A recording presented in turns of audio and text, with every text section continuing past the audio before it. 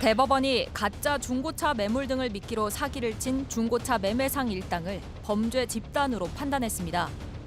형법상 범죄 집단 혐의가 유죄로 인정된 첫 번째 사례입니다.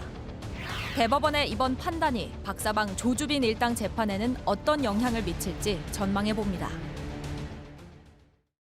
네, 어제 대법원에서 의미 있는 판결이 나왔습니다. 불법 중고차 판매 일당 20여 명에 대해서 범죄 집단죄를 처음으로 적용해서 유죄 판결을 내린 것인데요. 이 판결의 의미를 짚어보겠습니다. 김영선 기자, 먼저 이들 일당의 혐의 좀 정리해 주시죠. 2010년 6월부터 약 1년간 이루어진 범죄인데요. 네. 일단 처음에는 그 좀 괜찮은 매물을 인터넷 중고차 매매 사이트에 올리는 겁니다. 예. 그래서 이거 좋겠다 해서 전화가 온 그 피해자에게 네. 그 오프라인에서 만나서 이제 그 차량을 팔겠다고 하게 되면 네. 사실은 그 차량에 문제가 있다. 그러니까 저 차량은 어떠냐 식으로 더 꼬여내서 다른 차량을 팔게 되는데 그 다른 차량은 알고 보니 굉장히 그 시세보다 굉장히 비싼 값에 팔았다는 게 알려진 거고요. 예. 이 상황이 관심 있게 볼 부분은 이 일당들이 굉장히 정밀하게 역할 분담이 되어 있었다는 점인데 이 전화 상담원들이 피해자들을 꼬여냈고요. 또 오프라인상에서 만나게 되면 예. 딜러들이 가서 이 매매 계약을 유도하는 방식이었고요. 네. 그다음에 외부 사무실에서 이 사무실을 운영하거나 이 직원들을 채용하는 문제들은 대표와 팀장이 즉 일임을 했던 걸로 지금 확인되고 있습니다.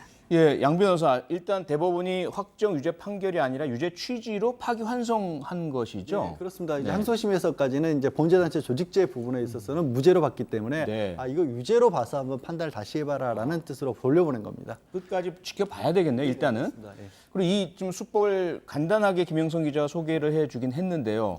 우리 누구나 사실 중고차 한번 사볼까 하면은 뭐 휴대폰이든 인터넷이든 들어가서 이렇게 보잖아요. 그럼 보기에도 괜찮고 사진도 괜찮아 보이고 가격이라든지 조건이 좋아 보인다. 그래서 갔는데 이게 그건 아니다. 그러면서 다른 걸 사라. 이런 건가요? 수법 좀 설명 좀 해주시죠. 아주 뭐 간단하게 말씀하시면 그런 정도인데 네. 사실은 이게 거의 사기에 가까운 게 사기인 게 왜 사기라고 하냐면 예. 인터넷에 봤었을 때 있는 차량이 네. 이게 그나마 있는 차량도 아니고요. 네. 아예 없는 차량, 아예 없는 팔려버린 차량, 어. 아예 매물로 나올 수가 없는 차량, 예전 차량 이런 예. 것들을 턱도 없이 굉장히 좋은 조건에 내놓는 겁니다.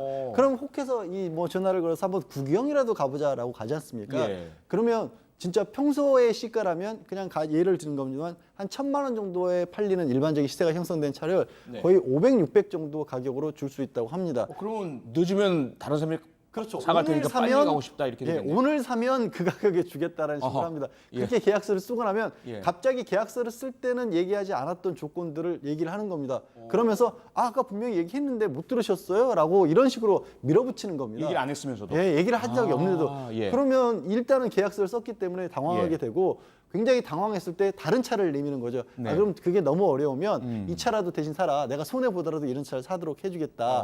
라고 하는데 사실 그 새롭게 건의한 차도 시세보다 높게 사실은 바가지를 씌우는 거군요. 그렇죠. 그러니까 애초에 허위 매물이었기 때문에 예. 이게 사기가 된다는 거죠. 없는 차를 팔겠다라고 소비자를 유혹한 다음에 한 건데 특히 인터넷에 올라온 차량들이 그런 게 많으니까 굉장히 조심하셔야 합니다. 자, 문제는 이게 아까 설명 주셨지만은 여러 명이 있어요. 20명인데 서로 역할을 나눠서 사무실도 밖에 내고 전화 응대한 사람 따로 있고 그래서 일단 만나자고 하면 또 실제로 자동차들이 있는 곳으로 데려가고 그럼 다른 사람이 인계 받아서 또 엮고 소개하고 그런데 문제는 검찰은 이들을 범죄 단체 조직죄로 적용을 했죠. 예. 그런데 그렇습니다. 왜 1, 2심에서 전부 아니다 무죄 판결이 내려진 거죠? 그러니까 범죄단체 조직죄 내에 범죄단체가 있고요. 네. 그다음에 2013년경에 단체를 적용하기가 너무 어렵기 때문에 예. 집단이라는 게 또 들어갔습니다. 범죄 집단. 그래서 범죄 네. 집단은 범죄단체보다는 조금은 더 이게 어떻게 보면 좀 완화된 덜 기준. 완화된 기준을 낸 건데 예.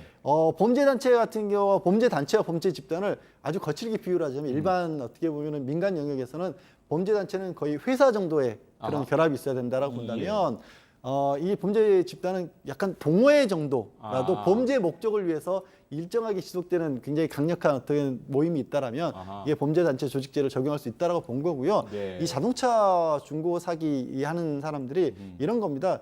이게 아까 잠깐 나오긴 했는데 전화 응대를 한 사람이 전화를 굉장히 잘 받는 사람이죠. 네. 말씀씨가 아주 좋은 사람이 나가면 현장을 만나는 사람이 나가고 현장에 만나는 사람과 그 대표라고 하는 사람이 뒤에서 일종의 사회에서 보면 이렇게 지휘를 하는 겁니다. 텔레그램 같은 걸로 문자를 줘서 그 사람이 지금 어느 정도 소득이 있을 것 같으니까 이 정도 차를 권해. 아니면 예를 들어서 그 사람 지금 고향이 어디라 그랬지? 그럼 고향이 친한 척을 해. 뭐 이런 식으로 해서 신뢰관계를 쌓들어 만든 다음에 그다음에 그 사람의 응대도 실시간으로 봐가면서 거의 아바타처럼 이 현 출동에 나가 있는 사람들을 지휘를 하는 겁니다.